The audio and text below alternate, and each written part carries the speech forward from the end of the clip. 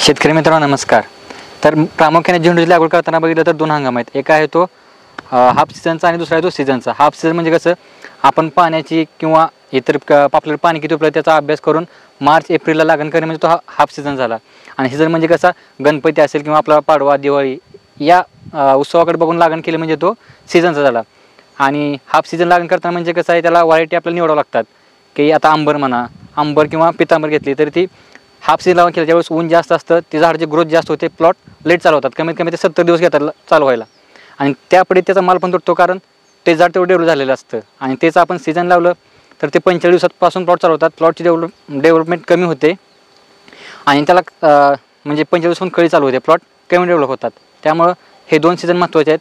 आणि रोगराई बघायला गेलं तर हाफ सीझनला कमी राहते, पाऊस नसतो, करपा येत नाही, आळीचा त्रास कमी होतो. आणि तेच सीझनला बघायला गेलं तर पाऊस असल्यामुळे करप्याची फवारणी जास्त करावं लागते, आळी येते, आळीसाठी स्प्रे करावं लागतात, त्यामुळे त्याचे खर्च वाढतो.